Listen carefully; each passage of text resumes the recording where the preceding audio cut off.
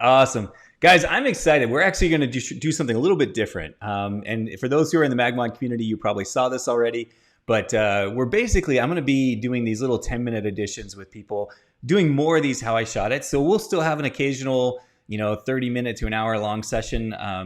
But I want to get to know more people in the MagMod community. So we're going to bring you in. We're going to have you talk about maybe 3 or 4 images, 5 images, whatever we can get in that 10 minutes. And in fact, we have 8 images today, Michael. We're going to see if you guys you can run through them. But I went ahead and picked out. Anybody that knows me knows I'm a fast talker, so we'll see what happens. Right on. Well, before we start your timer to talk about these images, I'm going to put the camera on you. Why don't you tell everyone where you're located, how they can find you? All right. My name is Michael Freas. I'm based out of Western North Carolina. Also spend a lot of time in Florida and the Florida Keys.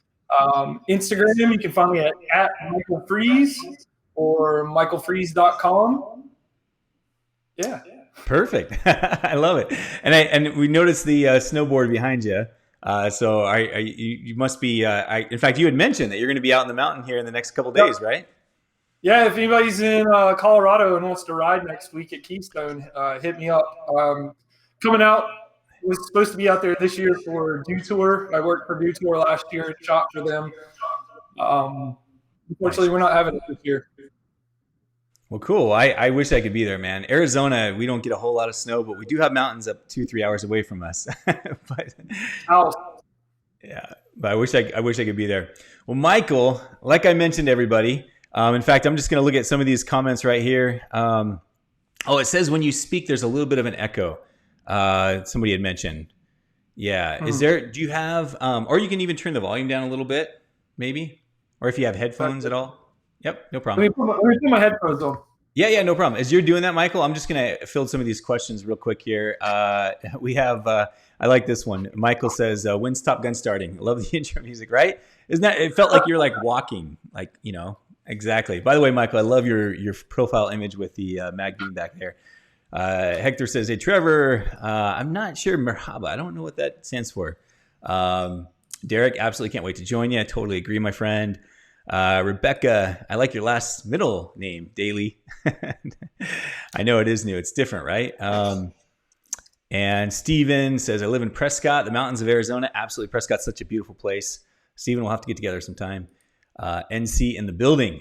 That's what Daryl says. So I think Michael is ready to rock. How's that? Is there feedback still?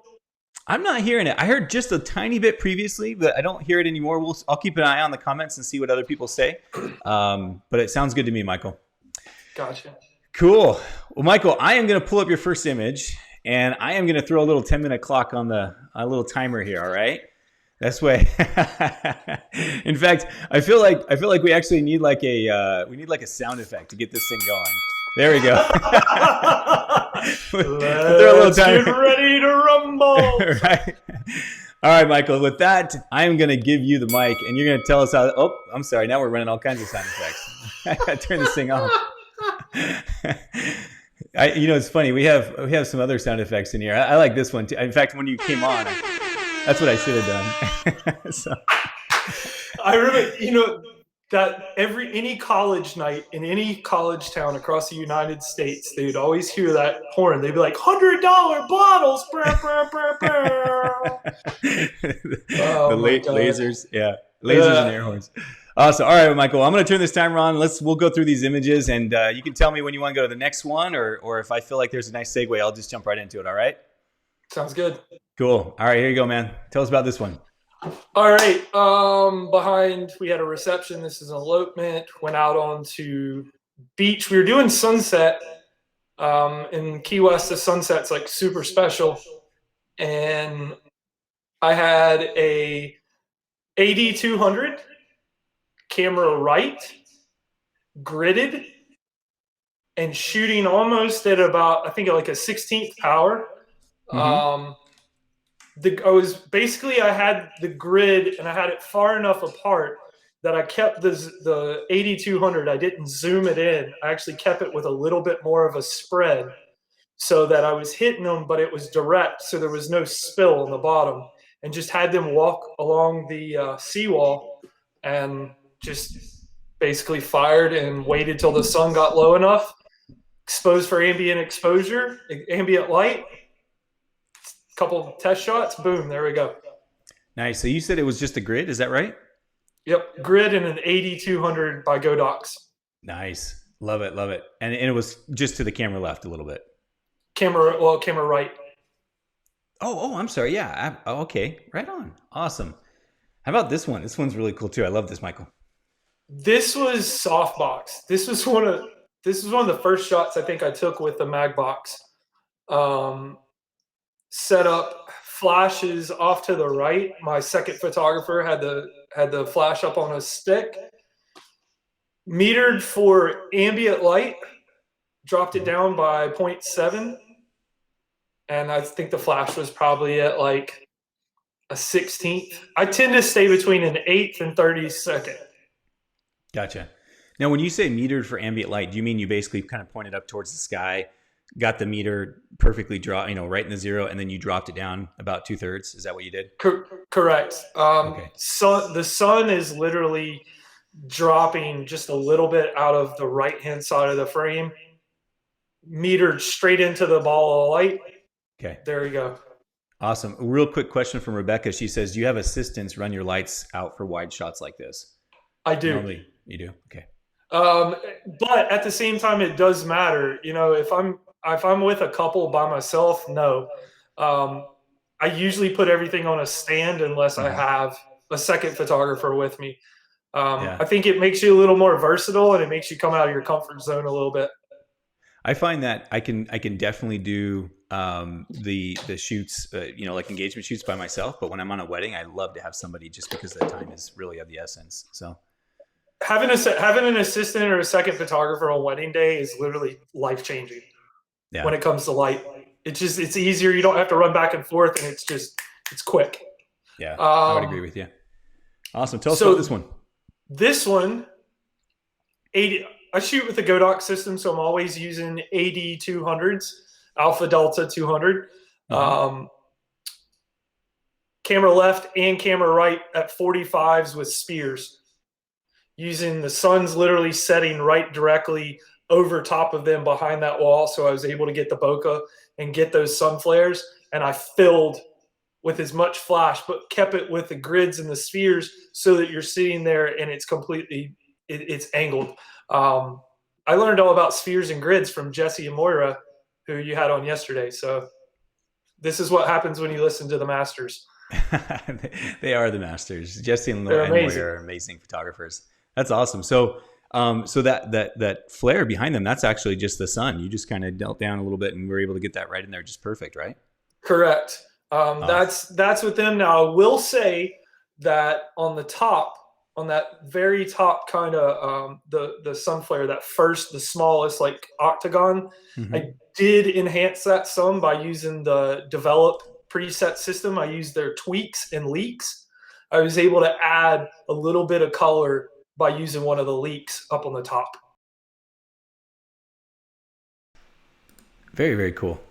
Awesome, Michael. What about this one? So this is really interesting. We're getting into reception lighting. And I know we have like 3 or 4 shots here that are reception lighting. So I'm really interested in knowing kind of your setup. Everyone has a different one. So tell us about yours.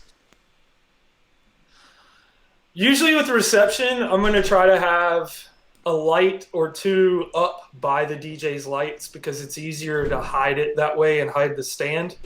I learned a few years back from Ken Pock, who was showing me that you need to have a light stick in your hand. So I've got 8200s. Usually this is my standard setup. Left-hand side, camera left. If I'm looking at the DJ booth, camera left, up high, 45-degree angle coming down. I usually put it at about 10 feet up in the air. And I usually put a sphere. And that one, usually I shoot it like 1/128 just for a little bit of fill, just to kind of fill in some dark shadows. Off to the right, there's the same setup. I usually bring it down about 8 feet. I don't know why 8 and 10 feet work for me. They just seem, they do. And then I have a monopod light stick in my right hand, and I'm using a 860V from Godox. So that's their version of a speed light. That's on top. So camera is in right hand with finger on trigger. I've got usually set up, it's usually I think I shoot at like 1/25th, usually ISO 2 to 400 and 5.6, and fill with flash in my left hand. And same thing with this. Yeah. You can see coming from, if you look at the top of the frame, you can see where that left-hand side of the DJ booth that's shooting straight down is coming down. And then I've got that light coming and filling from the right-hand side of the frame. And then there's my left hand with a monopod directly over top of them shooting straight down. You know, you and I have a very similar setup in that I love doing that cross light, or I mean, having the light set up, but then also having one with me, kind of on a fill light, like you said, a monopod. And sometimes I'll even put a mag bounce on it. And people tend to call me, it looks like a lacrosse stick, you know, because I'm like sitting there holding it with a mag bounce. But I'll do it just to create that little bit of fill. It's like 1/64th, 1/128th, something like that. So love it. What about, is this reception light? I mean, this is too fun, man. Tell us about this one. Is it this similar? Right here is what she was saying about having an assistant and what you were saying about having an assistant. Mm-hmm. I would not have this shot if I didn't have an assistant. DJ had been playing some bad music all night, and finally we got him to play something fun. Next thing you know, the dance floor's packed. The gentleman that's on the floor breakdancing, you would think he's been having, apparently this guy is as sober as a judge, has not like broke dance in probably 15 years. And all of a sudden, boom, I put my assistant pretty much direct. If you looked at a horizontal, he's completely to the right of him, to the right of the gentleman on the floor's head. Light stick, sphere, elevated straight over top of them, shooting straight down.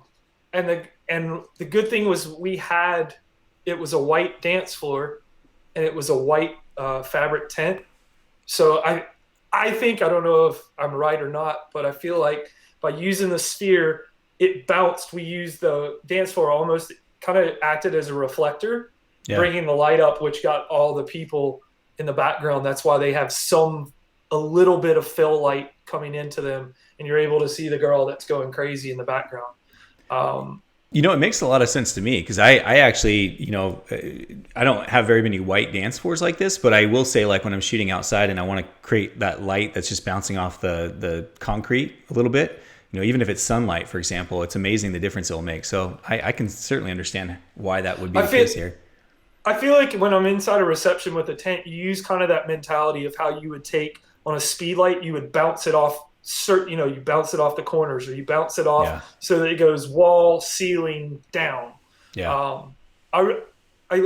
I think with your composition, you're able to see those lines, and then you can kind of figure out ahead of time, like if you're walking through, like, hey, maybe if I put a flash there during the reception, it'll go here, here, here, and boom. Yeah. I don't know. I like to try and bounce things off as many things as I possibly can. My teachers in middle school would tell you that too.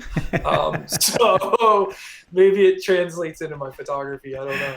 I love it. I think, and this is an example of what I was going to say about that image. Same thing, having an assistant sphere up above them shooting directly down. I learned from Jesse and Moira about that directional lighting that comes from the top down. I used to always be more directional, like more face forward, or more at a 45 of them. And I noticed as soon as I started going up, directional light shooting down, I started getting images that were more impactful. They had more dimension and they had more depth to it, which made the layering and composition easier that way, because it separates them more. Whereas if you've got it more directionally in front of them, I feel like there's not a lot of separation in layers. Yeah, no, I love that. I think you're absolutely right. What about this last image here from the last few seconds?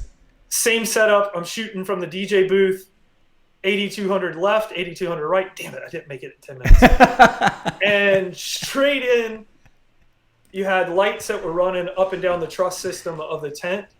And I had been waiting on the two of them's first dance. I knew something was going to happen. These are two of the coolest guys I've ever met in my entire life. Yeah. I wish I could shoot their wedding 100 times in a row.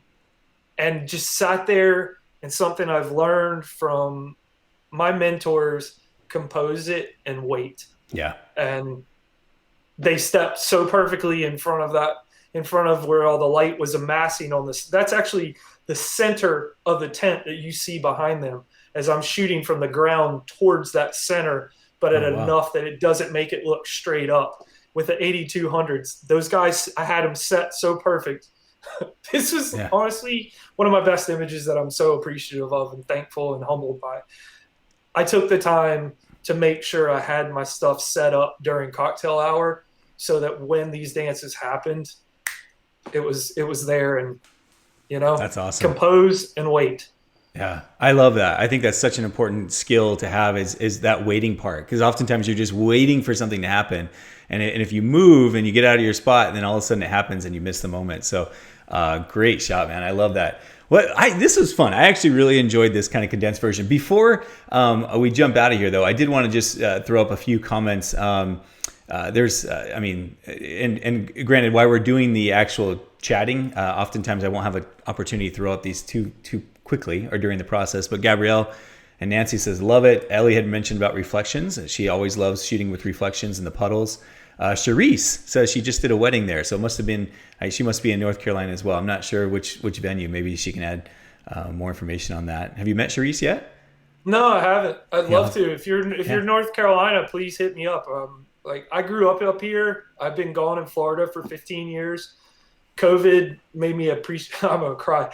COVID made me appreciate my family, so I moved back, and I've never been so thankful to be home in North Carolina than in my entire life. I can't believe I'm crying.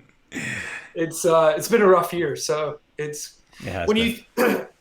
think when you one of the things I want to say is that my imagery is personal, and I take the time to get to know my clients, get to know my couples. So I'm anticipating what's going to happen, and whereas I'm not that strong on my compositions when it comes to big grandiose landscapes, but I was also in Florida for 15 years, so I didn't have a lot of elevation. So a lot of my focus is always, MagMod has made my life easier because when it comes to reception lighting, I know that if I put a grid and a sphere on, it's going to hit exactly where I point my flash without spill. Or if I want a sphere, I put the sphere on because everything that I really do is all run and gun. I don't have a lot of time for setups. So by having that sphere on a stick as you're running backwards during, a sparkler exit, boom. Yeah. That's what these products do. They make your life easier.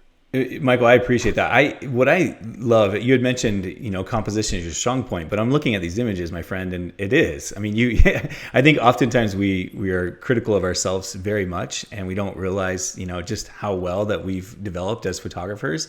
But I mean, when I look at these images, I love your compositions. I think they're phenomenal. You'll cry again. I know. Hey, man, you know what? Dailies always cry. We just let it go. I saw something, and I'll give this to anybody that's listening. I saw an article yesterday on a website that I look at, and it said people who cry during movies or happy moments show that they're mentally tough.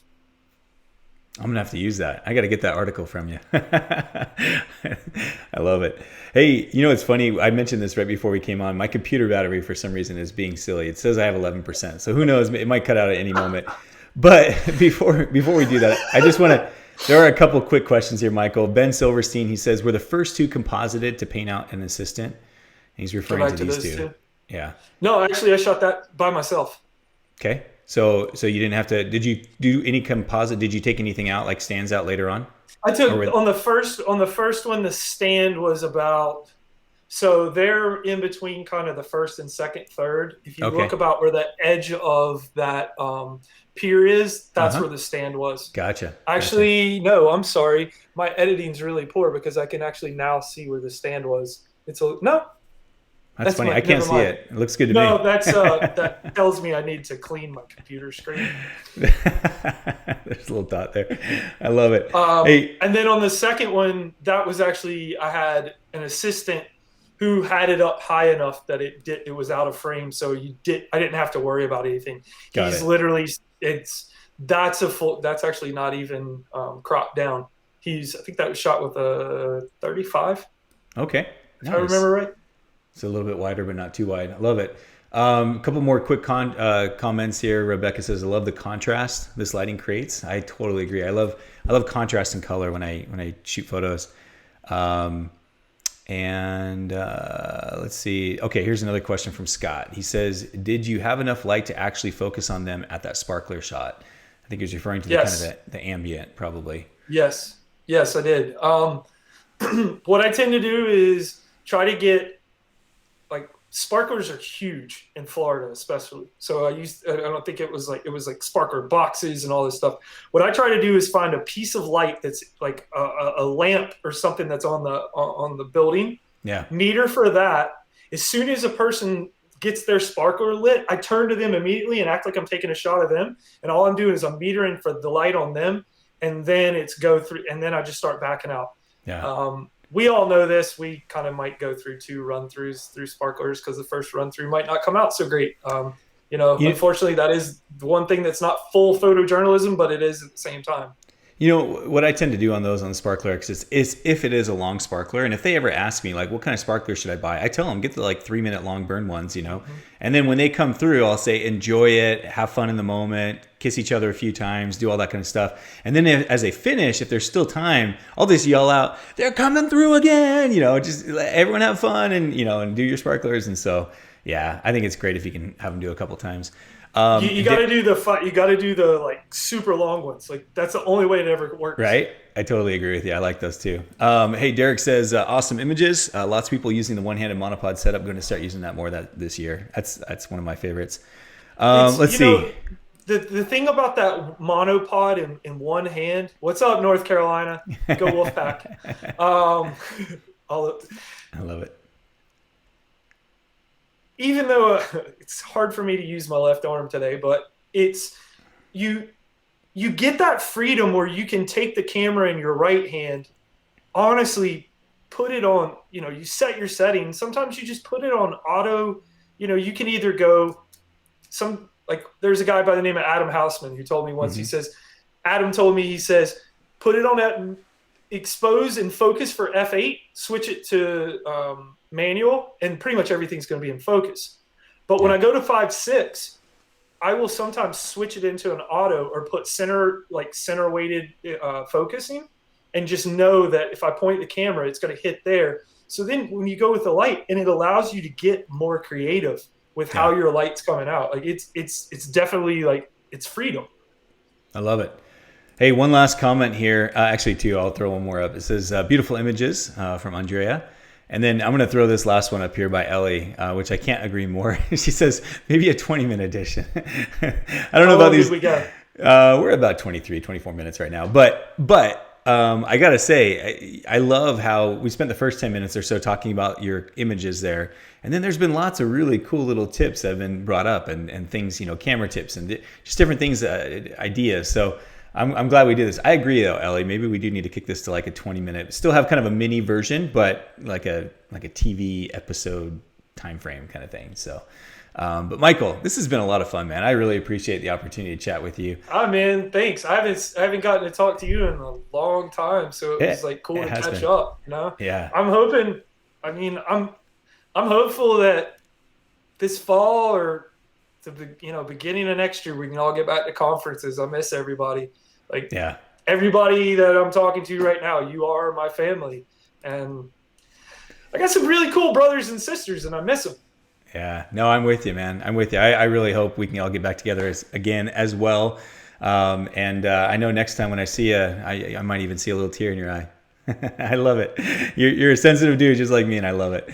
Hey. Yeah, I'm 40 and I got a lot of gray in my face, so I figure it's on the way. It's just gonna start. Yeah, no, I'm with you. Well, guys, go give Michael a follow. There's his Instagram one more time at Michael Freas. Freas is how you say it, right? Michael Freas? Yes, sir. Awesome. And then michaelfreas.com. So if you're in the North Carolina area or close to him, definitely give him a ring. I'm sure he'd love to meet you as well. Hey, be safe. Be safe out there on the mountains. It's been an absolute pleasure chatting with you. This has been fun. You are the one that's kicking off these little mini How I Shot It's, and I think it's going to be really successful going forward, just as an opportunity to feature incredibly talented people like yourself. So thank you so much for doing this with me. Hey, and thanks for having this community. I mean, I'm very serious when I say this. Like, MagMod has 100% legitimately made me a better photographer and has made my images better. And thanks. I wouldn't be where I'm at without you guys, so thank you. Thank you. Thank you. I can't end it any better way. Appreciate you, Michael. Have an awesome day, guys. Everyone take care, and we will be seeing you next week. Take care, guys. Bye-bye.